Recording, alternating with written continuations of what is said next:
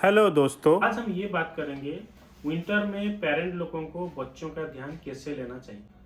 Winter में बच्चों को ड्रेस क्या पहनाना चाहिए। स्पेशली हम लोग बात कर रहे हैं जो बच्चे 6 मंथ से नीचे हैं या फिर नवजात शिशु जो रिसेंटली जो डिलीवरी हुए हैं, तो इन बच्चों को ड्रेस क्या पहनाना चाहिए।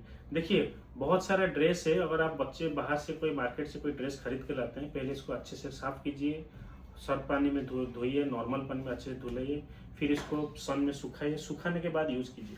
कभी कभी उलन ड्रेस अगर आप बच्चे न्यूबॉर्न को हो या फिर बिलो 6 मंथ बच्चों को पहनाते हैं, बहुत टाइम में उसमें किसी किसी बच्चों का एलर्जी जैसा स्किन में रैशेस निकलते हैं। सो इसीलिए बेटर एडवाइस है कि पहले कोई कॉटन वाला ड्रेस पहनाइए, उसके ऊपर उलन ड्रेस पहनाइए।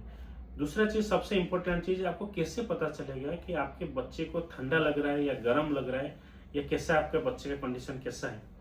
आपको ठंडा लगने के लिए जानने के लिए आपको आपका हाथ को लेना है, बच्चे के जो हाथ का जो पीछे वाला ये वाला पार्ट है उसको ऐसे टच करना है, और पैर का इसी वाला पार्ट को टच करना है। उसके साथ चेस्ट और पेट को टच करना है। अगर चेस्ट और पेट बच्चे का गर्म लग रहा है लेकिन हाथ और पैर ठंडा है, इसका मतलब आपके बच्चे को ठंड लग रहा है। आपको तुरंत बच्चे को ग्लोव्स मिल्टन पहनाना है, उसके साथ बच्चे को अच्छे से कवर करके रखना है। लेकिन आपको कैसे पता चलेगा कि आप ओवर कवर कर रहे हैं, बहुत ज्यादा कवर कर रहे हैं। कब कैसे पता चलेगा? अगर सपोज आपने कवर कर करके जब बच्चे को खोलने के टाइम देखिएगा बच्चे को पसीना निकल रहा है, इसका मतलब आपने जरूरत से ज्यादा बच्चे को कवर करके रखा है, इसीलिए बच्चे को स्वेटिंग हो रहा है। प्रॉब्लम ये है, अगर आपको ये चीज पता नहीं चला, बच्चे को आप कंटिन्यू एक्सेस कवर करके रख रहे हैं, प्रॉब्लम ये होता है गर्मी के कारण बच्चों का घमौरी निकलता है, और वही घमौरी बाद में जाके इन्फेक्शन होकर छोटा छोटा फुंसी होकर इन्फेक्शन होना जरूर स्टार्ट हो जाता है, जिसके लिए आपको डॉक्टर को कंसल्ट करना पड़ता है। तो इसीलिए सबसे इम्पोर्टेंट चीज ये है कि बच्चे को विंटर में जो कपड़ा पहनाना है, इनिशियली कोई आप कॉटन का कपड़ा रखिए, उसके ऊपर आप उलन का कपड़ा यूज कर सकते हैं। उसके साथ हाथ और पैर में मिल्टन ग्लोव्स रखिए, ऊपर में टोपी रखिए। इसके साथ आपको दो चीज का ध्यान रखना है, बच्चे को ठंडा कैसे पता चले और गर्म कैसे पता चले। उसके साथ अगर डायपर आपको यूज करना है कि नहीं, आप कोशिश कीजिएगा, अगर आप डायपर बच्चे के लिए यूज कर रहे हैं, बार बार इसको चेक करते रहिए, सो दैट बच्चे को फ्रिक्वेंटली डायपर लग के जगह डायपर का कुछ ये ना हो। विंटर में बच्चों को नहलाना कब है? देखिए, पहला चीज है कि बच्चों को अगर आप नहला चाहते हैं, बहुत ठंड है, आप रेगुलर एवरीडे नहलाने में थोड़ा दिक्कत हो सकता है, इसीलिए आप ऑल्टरनेट डे में बच्चे को नहला सकते हैं। लेकिन नहलाना जरूरी है, क्योंकि नहीं तो गंदगी के कारण स्किन का इन्फेक्शन हो सकता है, तो इसीलिए नहलाना बहुत जरूरी है।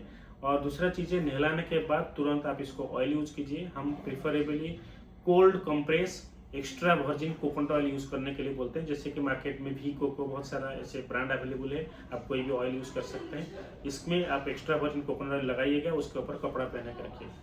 तो दूसरा चीज है कि आप अगर बच्चे को विंटर टाइम में क्रीम और लोशन क्या लगाना है, बेटर होगा कि आपका जो मॉइस्चराइजिंग लोशन बच्चों का जो अवेलेबल है आपको लगाना चाहते हैं, आप इसको 2 to 3 टाइम्स यूज कीजिए, सो दैट बच्चे के स्किन में क्रैक ना हो, ड्राइनेस का इचिंग ना हो और इरिटेशन ना हो।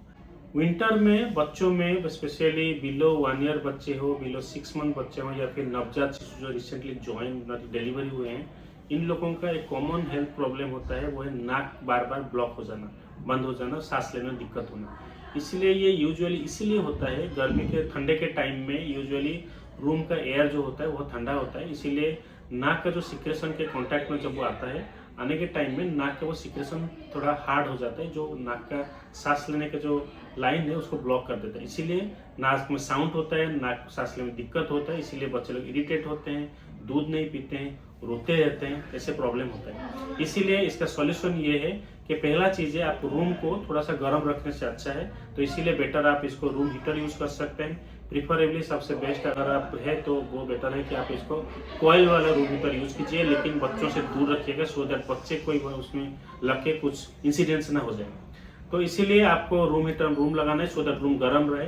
तब रूम गर्म रहेगा, ठंडा कम होने से नाक ब्लॉक होने का चांस कम हो सकता है। लेकिन अगर नाक ब्लॉक होता है तो आप इसमें सालाइन नाजल ड्रॉप यूज कीजिएगा। सालाइन नाजल ड्रॉप का काम है, जो नाक में ब्लॉक होता है वो इसको मेल्ट करके निकाल देता है। लेकिन अगर सपोज आप नाक का ड्रॉप यूज कर रहे हैं, फिर नाक का ड्रॉप यूज करने के बाद आप इसको 2 ड्रॉप आप सपोज नाक के अंदर में डाला है, उसके ऊपर धीरे धीरे इसको मसाज जरूर कीजिएगा।